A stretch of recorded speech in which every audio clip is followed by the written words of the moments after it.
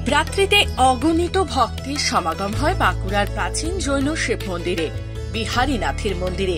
মহাশিবরাত্রি হিন্দু ধর্মীদের এক মহৎ উৎসব। এই মহাশিবরাত্রি ফাল্গুন মাসের কৃষ্ণপক্ষের চতুর্দশী তিথিতে পালিত হয়। মহাশিবরাত্রি হল সনাতন ধর্মাবলম্বীদের আরাধ্য দেবাধিদেব মহাদেব শিবের মহাশিবরাত্রি। শিব পুরাণ অনুসারে এই রাত্রেই শিব সৃষ্টি, স্থিতি ও প্রলয়ের মহাতাণ্ডব নৃত্য করেছিলেন।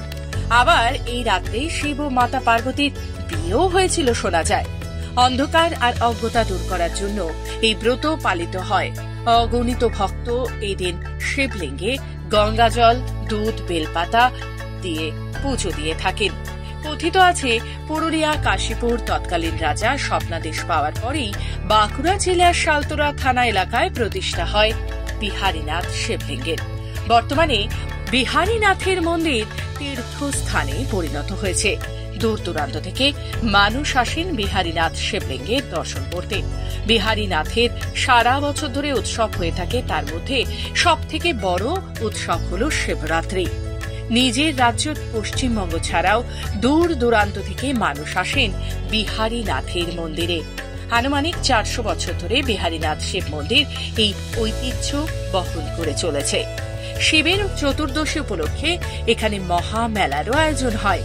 প্রতিদিন প্রায় 40,000 করে পুণ্যার্থীর আবির্ভাব হয় শিবরাত্রির এই দিনগুলিতে। 4 দিন ধরে চলে শিবরাত্রি উপলক্ষে পুজো পাঠ এবং সকাল থেকে রাত পর্যন্ত নরনারায়ণ সেবা, প্রসাদ বিতরণ। প্রত্যেকটি পুণ্যার্থী বিহারীনাথ মন্দির প্রাঙ্গণে উপস্থিত হলেই প্রসাদ পাবেনই।